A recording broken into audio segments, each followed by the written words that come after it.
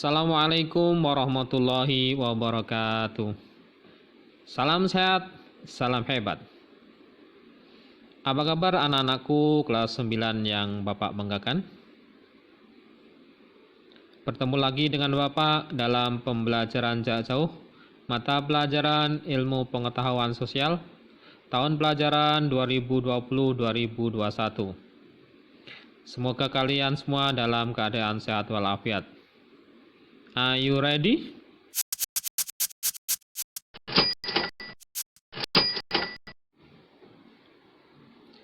Sebelum pembelajaran dimulai, marilah kita berdoa terlebih dahulu. Berdoa dimulai. A'udzubillahi minasyaitonirrajim. Bismillahirrahmanirrahim. Raditu billahi robba wa bil islami dina wa bi muhammadin nabiyya wa rasula. Rabbi sidni ilma warzuqni fahma. Amin amin ya rabbal alamin. Materi pembelajaran kita hari ini tentang pengembangan pusat-pusat keunggulan ekonomi untuk kesejahteraan masyarakat. Sasaran peserta didik kelas 9. Tujuan pembelajaran kita hari ini, peserta didik dapat mendeskripsikan pengembangan pusat-pusat keunggulan ekonomi untuk kesejahteraan masyarakat. Sebelum pembelajaran dimulai, Bapak sajikan peta konsep materi yang akan kita bahas pada kesempatan hari ini. Materinya adalah pengembangan pusat-pusat keunggulan ekonomi untuk kesejahteraan masyarakat. Ada dua sub pokok bahasan. Yang pertama, pusat-pusat keunggulan ekonomi. Yang kedua, pengaruh pusat-pusat keunggulan ekonomi. Perhatikan video berikut ini.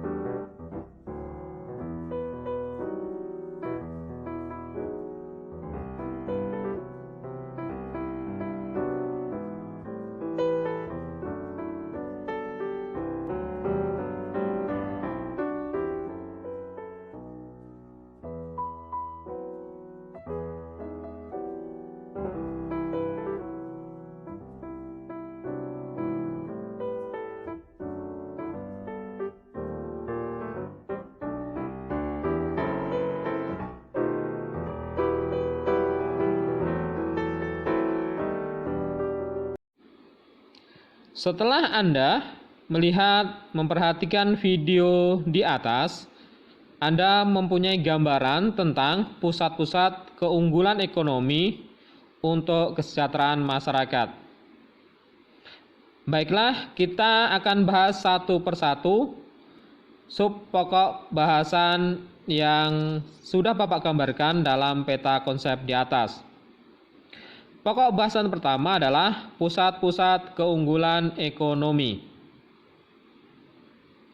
Pusat-pusat keunggulan ekonomi di Indonesia dibagi menjadi 3. Yang pertama, PT Freeport Indonesia. 2. Perusahaan Tambang Minyak Negara atau PTMN. Yang ketiga, Batik Indonesia. PT Freeport Indonesia menambang, memproses, dan melakukan eksplorasi terhadap biji yang mengandung tembaga, emas, perak. Jadi, sekali lagi, PT Freeport Indonesia menghasilkan tambang biji, tembaga, emas, perak. PT Freeport Indonesia adalah perusahaan afiliasi dari MC Moran Copper and Gold Inc.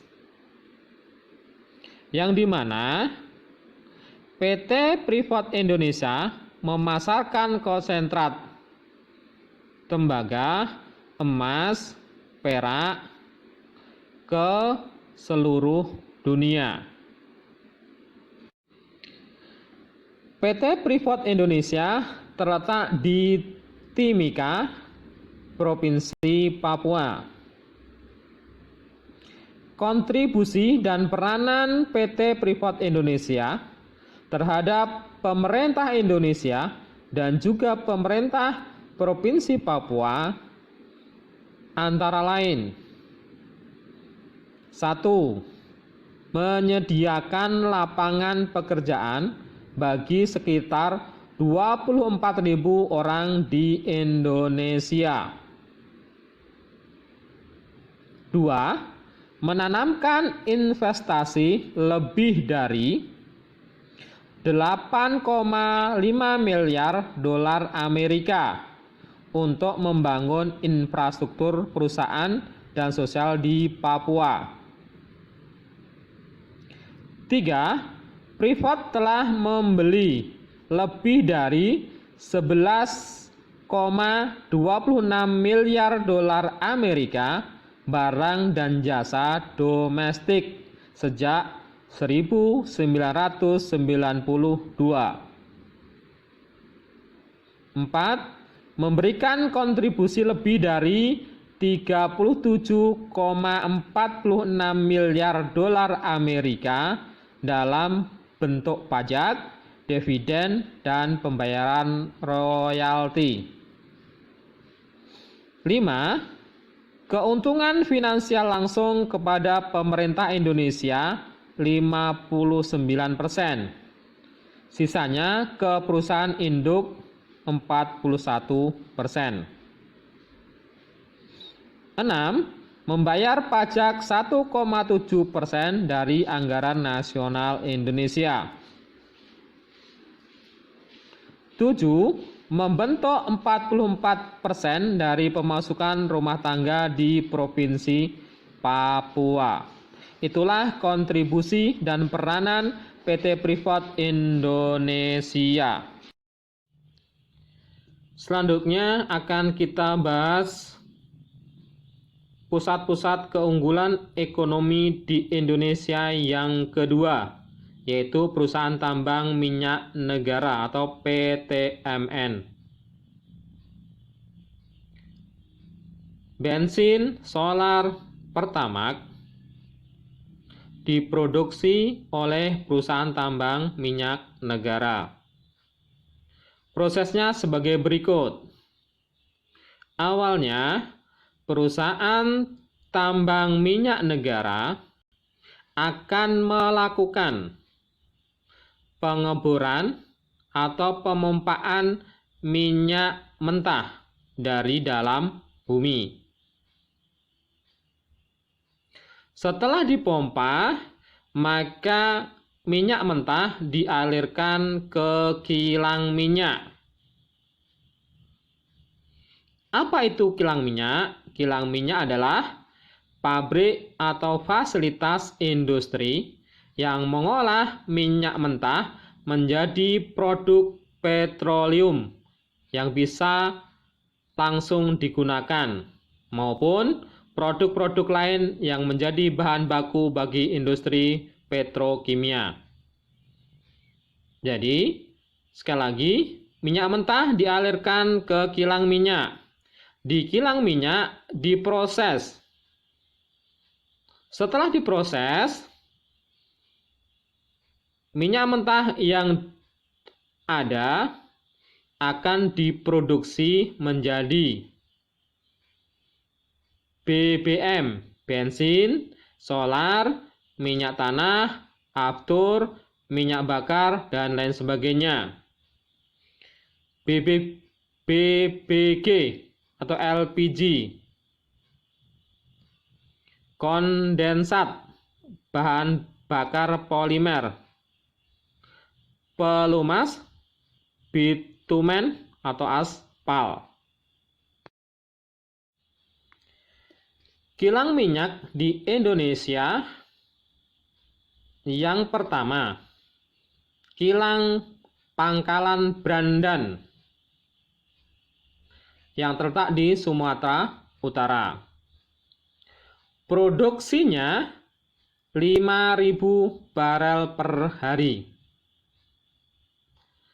Akan tetapi kilang Pangkalan Brandan sekarang sudah tidak beroperasi lagi karena ditutup sejak awal 2007. Kilang minyak yang kedua, Kilang Dumai atau Seipakning yang terletak di Riau. Kapasitas produksinya 127.000 barel per hari. Kilang minyak yang ketiga, Kilang Balikpapan yang terletak di Kalimantan Timur. Kapasitas produksinya 260.000 barel per hari. Kilang minyak yang keempat, Kilang Cilacap di Jawa Tengah. Kapasitas produksinya 348.000 barel per hari. Kilang Cilacap merupakan kilang yang paling besar kapasitas produksinya.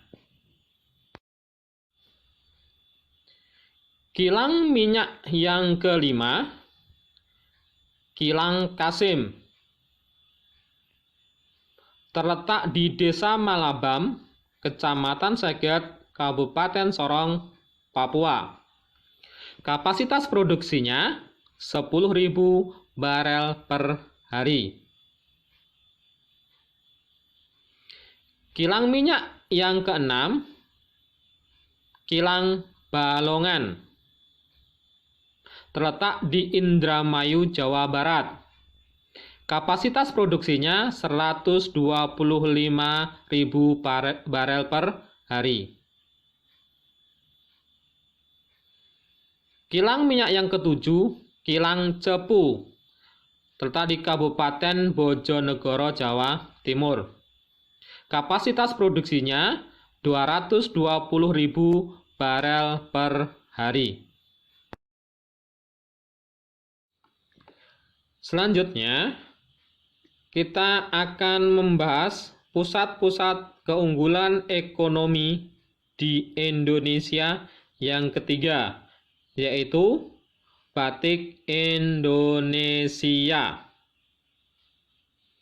Batik merupakan hasil ekonomi kreatif. Apa yang dimaksud dengan batik? Batik adalah kain bergambar yang pembuatannya secara khusus dengan menuliskan atau menggerakkan malam pada kain itu. UNESCO, salah satu badan Perserikatan Bangsa-Bangsa, pada tanggal 2 Oktober 2009 menetapkan bahwa batik merupakan warisan kemanusiaan untuk budaya lisan dan non-bendawi yang dimiliki oleh Indonesia.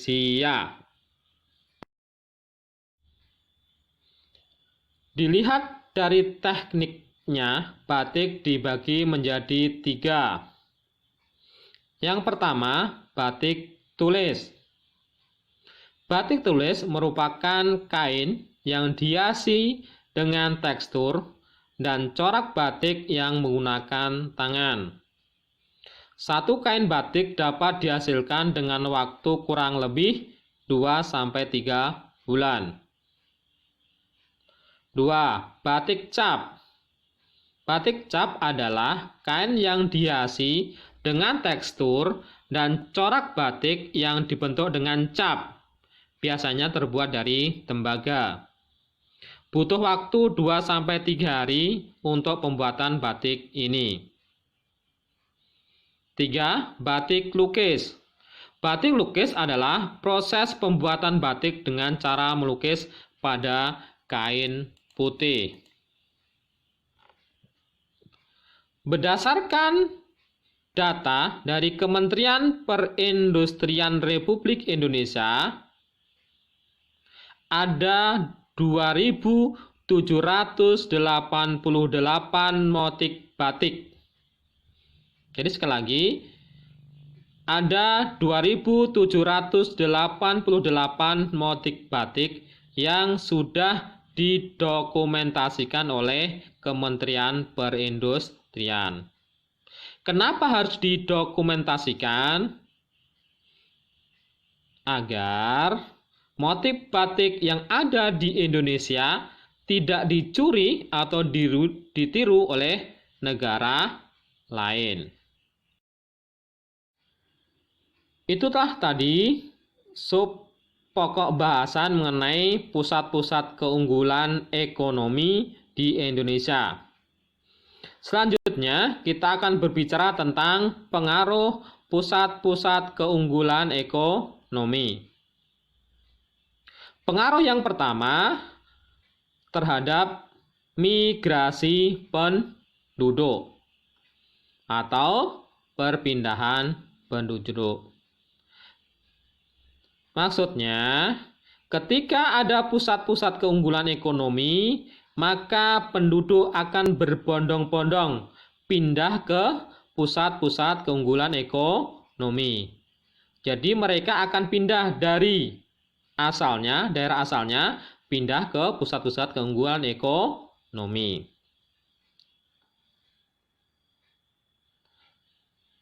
Pengaruh yang kedua terhadap transportasi. Transportasi akan berkaitan erat dengan mobilitas penduduk. Semakin banyak mobilitas penduduknya, maka semakin banyak alat transportasinya. Ada yang di darat, ada yang di laut, ada yang di udara. Maka akan sangat berpengaruh sekali terhadap transportasi. Kemudian pengaruh ketiga, munculnya lembaga sosial ekonomi di masyarakat. Dengan adanya pusat-pusat keunggulan ekonomi, maka masyarakat akan senang berkumpul atau berorganisasi, sehingga ada ikatan erat di antara mereka. Pengaruh yang keempat, yaitu pengaruh terhadap pendidikan. Pusat-pusat keunggulan ekonomi sangat membutuhkan tenaga-tenaga ahli dan terampil.